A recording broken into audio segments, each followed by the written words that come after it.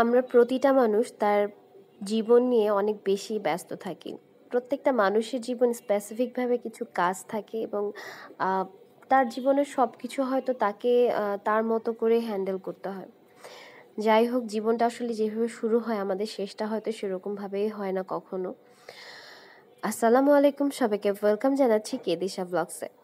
তো আজকে আমার হসপিটালে যাওয়ার ডেট ছিল, তাই খুব সকালবেলা উঠে রান্নাবাড়া শেষ করলাম। এখানে লতি দিয়েই মানে চিংড়ি মাছ রান্না করছিলাম।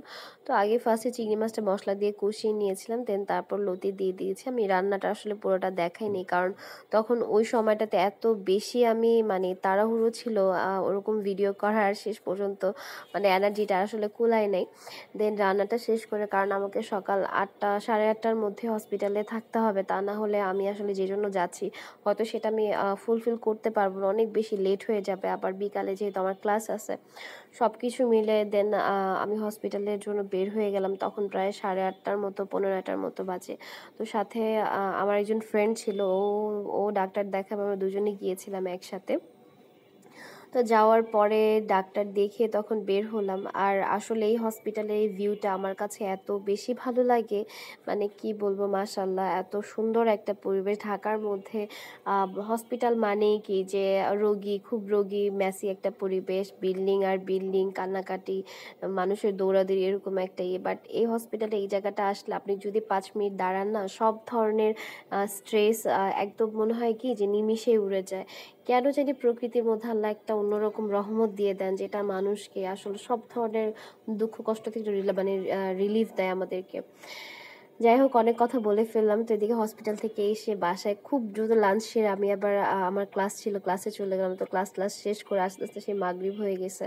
তো এই সময় দাইনের বাবা আসছে। তো দাইনের বাবা আর আমাদের একটা কাজ ছিল, আমরা সেই কাজটা সারতে গিয়েছিলাম। দেন কাজ সেরে আমি যেহেতু হসপিটালে গিয়েছি, আজকে আবার আমার মেডিসিন অনেকগুলো চেঞ্জ করে দিয়েছে, এবং আজকের মেডিসিন দেখে লিটারেলি আমি পুরো মানে কান্না করে দিছি, এমন অবস্থা। প্রায় 9 থেকে 11টা, টোটাল 11টা মেডিসিন দিছে আমাকে চেঞ্জ করে আবার। তো যাই হোক, সবাই দোয়া করবেন আমার জন্য। তো এদিকে বিকালবেলা প্রতিদিনই বাসায় খাবার রান্না করতে করতে বিরক্ত হয়ে গেছে, তো বললাম যে না, আজকে ডিফারেন্ট কিছু বাইরে খাই। তো আমাদের এখানে কালারের রুটির একটা দোকান বসছে, দোকান অনেক দিনই হয়েছে আসলে, এখানে আমরা কোনো ট্রাই করিনি। তো দাইনের বাবা বললো যে কালার রুটিটা খুবই মজা, খেয়ে দেখতে। উনি রাজশাহীতে অনেকবার খাইছে এটা, তো এটা আমার ফার্স্ট টাইম টেস্ট করা ছিল।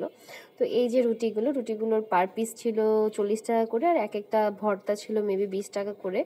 তো আর আমরা সাথে আবার বাটার বন নিয়েছিলাম। আমাদের এখানে একটা বেকারি আছে, বেকারি বাটার বনটা সত্যি খুবই মজা, যেমন সফট ওরকম ক্রিমি একটা বাটার বন, এবং খুবই টেস্ট। আর এমনিতেই বাটার বন আমি খুবই পছন্দ করি। তো কালা রুটির রিভিউটা ফার্স্টে দিই। এটা যেহেতু আমার ফার্স্ট টেস্ট ছিল, আলহামদুলিল্লাহ ফার্স্ট টেস্ট হিসেবে খুবই ভালো লেগেছে আমার কাছে। কোয়ান্টিটিও ঠিক আছে, বাট রুটির প্রাইসটা 40 না হয়ে 30 হলো আমার কাছে মনে হয় ঠিক হতো। ইটস অ্যানাফ প্রাইস ছিল, বাট 40টা একটু বেশি হয়ে গেছে।